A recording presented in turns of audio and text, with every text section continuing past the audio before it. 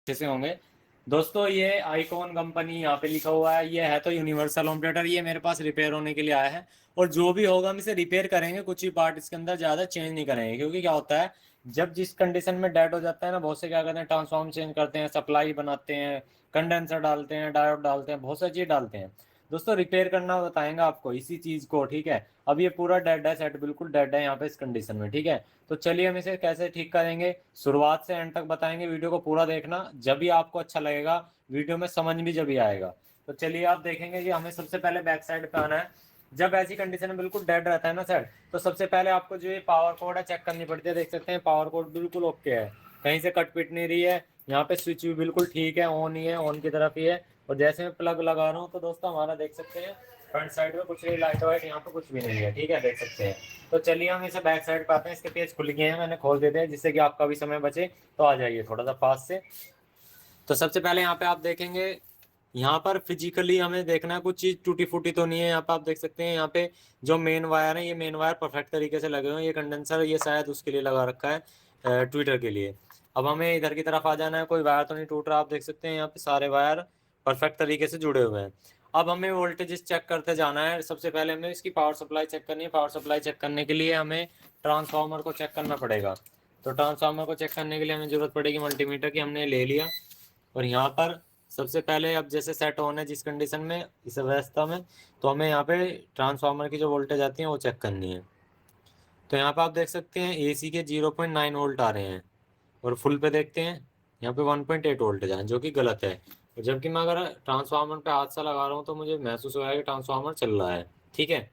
तो अब हम करेंगे क्या कि यहाँ पे आयरन लेते हैं और इन वायर को हटा करके चेक करते हैं। तो यहाँ पे हमने आयरन ले लिया। सबसे पहले इन वायरों को हम हटाएंगे,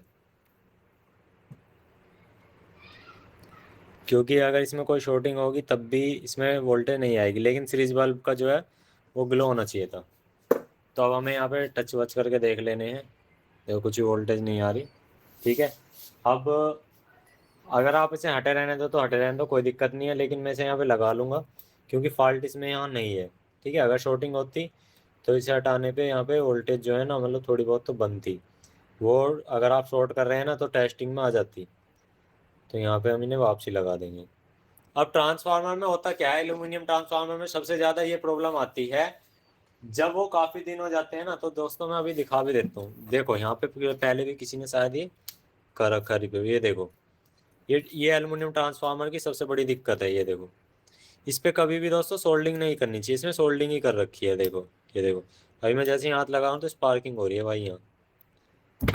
ये देखो, ये देखो स्पीकर भी भवक भवक करने लगा इसका। तो हम क्या करेंगे, सबसे पहले ये जो कनेक्शन लीड है ये हम सारी हटा लेते हैं यहाँ से। देखिएगा ये देखो क्या गुच्छा सा बांध रखा है ये जो गंदगी है ना, ऐसा नहीं करना चाहिए। एल्यूमिनियम ट्रांसफार्मर चाहे आपका किसी भी चीज का हो, साल 2 साल 3 साल बाद वो दिक्कत करेगा ही अगर आप इस पे कॉपर की सोल्डिंग करोगे। मतलब सोल्डिंग करने की कोशिश करोगे इस पे, या दिक्कत ही आएगी। क्योंकि ये क्या होता है, इस पे सिर्फ एक लेयर बनाता है ऊपर से, वो जड़ में नहीं घुसता होता। और कॉपर में क्या होता है, वो जड़ में घुस के सोल्डिंग करता है। तो ये प्रॉब्लम होती है एल्यूमिनियम में और कॉपर में। इधर का भी निकाल लेते हैं, थोड़ा सा आराम से निकालना पड़ेगा क्योंकि ये वायर बिल्कुल जड़ से लगा हुआ है। ये देख लो। अब एक बार ट्रांसफार्मर को चेक कर लेंगे यहीं पे।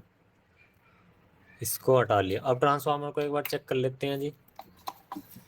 तो यहाँ पर अब चेक कर लेते हैं कितनी आ रही है वोल्टेज।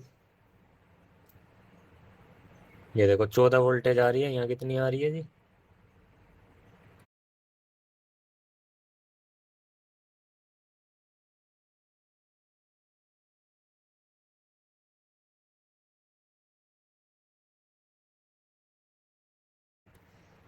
चलो इसको अब छील छाल के अच्छे से लगाएंगे। देखो दोस्तों यहाँ पे प्रॉब्लम ये इसी वजह से बनती है। अगर आपको ये परमानेंट चलानी है तो मतलब इससे ज़्यादा दिन, जितनी अब चली होगी इससे डबल दिन चलानी है, तो इसके लिए एक इलाज है, इसमें सोल्डिंग मत करो, इस पे ऐसे एलबेट्टे मार दो या लगाओ इस पे कनेक्टर। छोटे छोटे कनेक्टर होते हैं। तो मैं इसको यहाँ से हटा देता हूँ। अब चलिए मैं आपको एक कनेक्टर दिखाता हूँ कौन सा है। देखो इसका परमानेंट जुगाड़ भाई ये है, ट्रांसफार्मर खराब हो जाएगा लेकिन ये नहीं खराब होगा। आप कैसे, ये जो आपको नीचे 3 पिन दिखाई दे रही होंगी, इस पे तो करनी है आपको सोल्डर, ये वाली वायर, और ये जो आपको ये ऊपर दिखाई दे रही होंगी यहाँ से स्क्रू कस के लिए आपको ट्रांसफार्मर डालनी है। तो चलिए हमें देखिए यहाँ पे क्या करते हैं कि ये जो है इन्हें अच्छे से एक बार क्लीन कर लेते हैं। ठीक है, ये हमें क्लीन करनी होंगी, और इन वायर को हम यहाँ से एक्स्ट्रा जितनी वायर है कर लेंगे कट। और अभी देखना यहाँ पे क्या सेट जुगाड़ बैठेगा, जुगाड़ ही मान सकते हो, पर ये जेन्युइन चीज़ इसकी, क्योंकि जो इसमें होकर आती है ना, ये भी सबसे ज़्यादा फॉल्ट आ रहा है आजकल कंप्यूटर में, मजाक नहीं, बहुत ज़्यादा। तो मैं ये देख रहा हूँ फॉल्ट जब मेरे सामने से फॉल्ट आता है तो मैं सोचता हूँ कुछ ये वीडियो जो है आपको भी पहुंचाई जाए आपके पास तक भी, कि इसका परमानेंट सोल्यूशन हो। क्योंकि कुछ कस्टमर ऐसे होते हैं कि भाई उनको अच्छा काम करके देना पड़ता है, कुछ कस्टमर ऐसे होते हैं कि भाई उनके निप जाएगा 2-4 महीने चलने के बाद, लेकिन कुछ कस्टमर ऐसे होते हैं कि भाई उनको काम जेन्युइन चाहिए। चाहे काम तो यार किसी का भी हो, किसी भी कस्टमर का हो, आप अच्छा करके दोगे ना तो ये कहेगा कि हाँ भी उसने यहाँ कराया था, अब तक दिक्कत नहीं आई, लेकिन पहले किसी और से कराया था दिक्कत आ रही थी। तो वही कनेक्शन देंगे, ग्रीन वाला बीच में लगा देंगे यहाँ पर, ये हम ग्रीन वाला बीच में लगा देंगे क्योंकि 0 वाला पॉइंट है, और ये हमारा 12 वाला पॉइंट है। तो यहाँ पर आप देख सकते हैं ये तो हो गई हमारी सोल्डिंग। ठीक है जी, इतना करने के बाद ये वाले जो कनेक्शन है ना, ये आपको इस तरीके से करने हैं भाई, इसमें टच होना हो, हालांकि होंगे नहीं क्योंकि बहुत दूर है। यहाँ पे देख लो जैसे मैं कर रहा हूँ ऐसे करना है आपको भी। इसमें क्या होता है एल्यूमिनियम पे हमेशा जब भी आप सोल्डिंग करोगे ना तो सोल्डिंग कामयाब होती नहीं है, मैंने पहले भी आपको बताया था और अब भी आपको बता रहा हूँ। ठीक है, क्योंकि एल्यूमिनियम पे सोल्डिंग कामयाब होती है तो भाई हर कुछ चीज़ फिर एल्यूमिनियम नहीं होती है। हालांकि हर कंपनी अब हर चीज़ एल्यूमिनियम बना रही है वाकई में, अब कोई भी कंपनी कॉपर में नहीं बना रही, क्योंकि इनको कॉस्ट कटिंग भी करनी है, मार्केट में जो है कॉम्पिटिशन भी इतना चल रहा है कि कम करना चाहिए। तो वो सब सीन है, कॉम्पिटिशन के चक्कर में भाई कंपनी जो है चीज़ खराब करती जा रही है। आप सोचोगे कि एफिशिएंसी अच्छी है, एफिशिएंसी के चक्कर में माल खराब होता जा रहा है चीज़ का। यहाँ पर इस तरह से इन्हें डाल देंगे, और यहाँ पर यही इसका बढ़िया जुगाड़ है। इससे बढ़िया मैं तो नहीं मानता कि कोई सा जुगाड़ इसमें, क्योंकि यही इसमें कामयाब होता है और यही इसमें ज़्यादा दिन चलता है, ज़्यादा दिन का ही चलता रहता है भाई। इसमें शिकायत नहीं है, मैंने जिसको भी करके दिया है इसमें शिकायत नहीं है, उसे नीचे बिठा करके आप सेट भी कर सकते हो। उससे ट्रांसफार्मर में भी आग लगने के चांस कम रहते हैं, क्योंकि इसमें स्पार्किंग नहीं होती है। और जो वैसे आप तार अट्टे दोगे उसमें एक दिन स्पार्किंग भी बनने की शिकायत होगी। तो यहाँ पर ये वाला वायर हो रहा है हमारा लास्ट वाला, इसको भी लगा लेते हैं।